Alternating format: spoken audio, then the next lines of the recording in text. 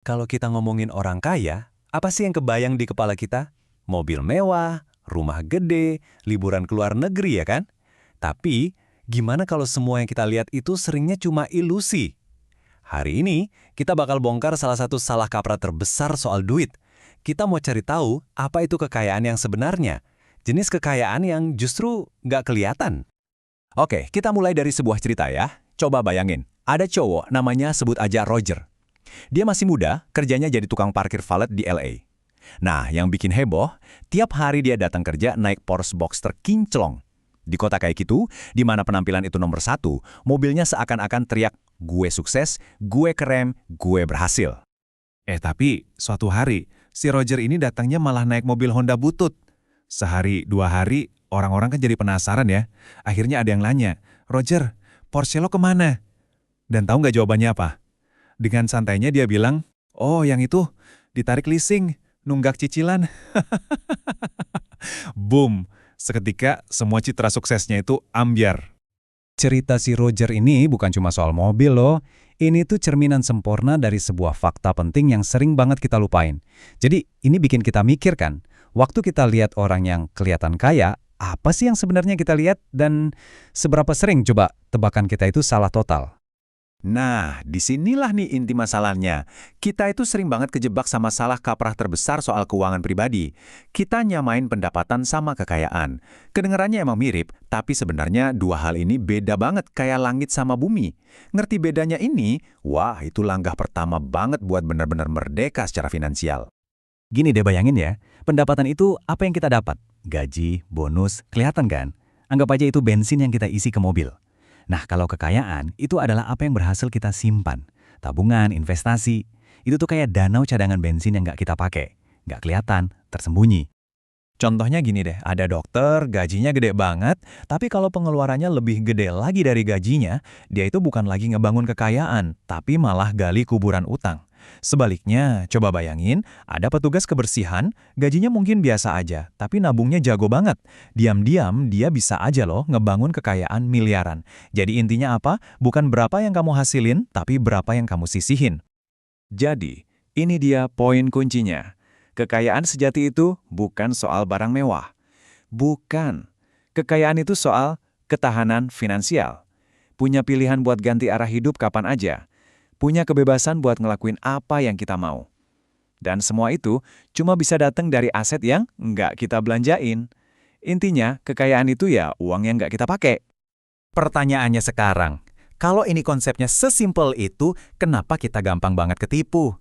Kenapa sih kita selalu aja nyamain belanja sama sukses? Jawabannya, itu ada di dalam psikologi kita sendiri. Yuk kita bedah kenapa otak kita sering salah kaprah soal ini. Jadi ada 3 jebakan utama nih. Pertama, kekayaan itu kan nggak kelihatan ya. Yaudah, otak kita ambil jalan pintas aja. Lihat dari apa yang dibelanjain orang. Gampang kan? Kedua, semua iklan dan marketing di dunia ini itu emang dirancang buat jualan status, jualan gengsi, bukan cuma produk. Dan yang ketiga, ego kita, suka banget sama kepuasan instan dari belanja. Sementara nabung, itu kan nunda senengnya. Berat. Nah, kutipan ini pas banget deh. Kita itu sering ngebandingin dapur kita yang isinya mungkin ada utang, ada cemas, sama panggung depan orang lain yang isinya cuma yang bagus-bagusnya doang yang mereka pamerin. Kalau kita udah bener-bener ngerti ini, kita bisa berhenti ikutan lomba lari tikus finansial yang gak akan pernah ada menangnya. Oke, kita udah ngerti masalahnya. Sekarang, kita ngomongin solusinya.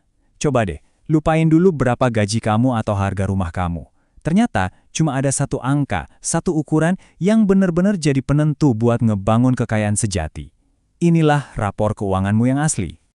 Jadi, angka apa sih yang paling penting buat jadi kaya? Bukan total gaji, bukan juga return investasi. Jawabannya jauh lebih simpel dari itu, tapi dampaknya luar biasa. Jawabannya adalah personal savings rate kamu, alias tingkat tabungan pribadi. Maksudnya, persentase dari total pendapatanmu yang berhasil kamu simpan dan investasikan. Bukan jumlah nominalnya ya, tapi persentasenya. Angka inilah rapor kesehatan finansialmu yang sebenarnya. Nggak peduli segede apa gajimu. Dan coba lihat deh seberapa dahsyatnya angka ini. Kalau kamu nabung 20% dari gaji, kamu bisa merdeka finansial sekitar 37 tahun lagi. Tapi, kalau kamu bisa naikin jadi 40%, waktunya kepotong jadi cuma 22 tahun. Gila kan?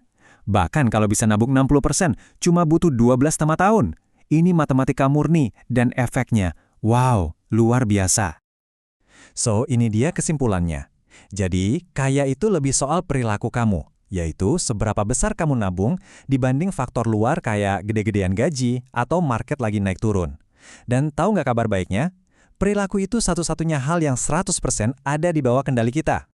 Oke, sekarang kita masuk ke bagian yang paling praktis. Terus gimana caranya nerapin semua ini di kehidupan kita sehari-hari? Yuk, kita pelajari beberapa aturan simpel buat mempraktekkan seni menjadi kaya diam-diam ini. Ada 4 aturan utama yang bisa kita ikutin. 1. Bikin kekayaanmu jadi ngebosenin. 2. Terapin yang namanya pajak kemewahan. 3. Ubah cara ngomong kita. Dan 4. Rayakan kemenangan-kemenangan yang nggak kelihatan. Kita bahas dulu yang pajak kemewahan ya. Aturan pajak kemewahan ini cerdas banget. Gini cara kerjanya. Misalnya, kamu pengen liburan yang biayanya 50 juta. Nah, aturannya, kamu wajib investasiin dulu duit sejumlah yang sama, yaitu 50 juta juga. Kalau kamu nggak bisa lakuin dua-duanya sekaligus, itu artinya kamu belum benar-benar mampu buat liburan itu. Aturan ini maksa kita buat nyiimbangin antara seneng-seneng sekarang sama kebebasan di masa depan. Ngerubah cara ngomong juga ngaruh banget loh. Jangan lagi bilang, aku nggak mampu. Itu kalimat buntu. Ganti jadi pertanyaan, gimana caranya biar aku mampu? Ini ngebuka otak buat cari solusi. Terus pas lihat orang make barang mewah, latih otakmu buat mikir, oh pendapatannya tinggi. Bukan, wah dia pasti kaya. Ini lebih akurat dan ngejaga kita dari ilusi tadi. Pada akhirnya, semuanya balik lagi ke prinsip ini. Kekayaan sejati itu nggak dibangun di atas panggung buat dipamerin, nggak. Kekayaan sejati itu dibangun dalam sunyi, lewat ribuan keputusan-keputusan kecil yang nggak keren, yang nggak glamor, yaitu milih nabung daripada belanja. Yuk kita balik lagi ke awal. Jadi ada 2 jalan. Ada jalannya si Roger, yaitu jalan kerapuan yang kelihatan. Ngorbanin rasa aman demi kelihatan sukses. Dan ada jalan yang satunya, jalan sunyi. Ini adalah jalan kebebasan yang nggak kelihatan, di mana kita lebih mentingin kebebasan di masa depan daripada status hari ini. Jadi, sebagai penutup, saya mau ninggalin satu pertanyaan buat kamu renungin. Dalam hidupmu, apa sih yang lagi kamu bangun? Panggung depan yang megah biar semua orang lihat, atau panggung belakang yang kokoh yang isinya kebebasan sejati? Pilihannya ada di tanganmu.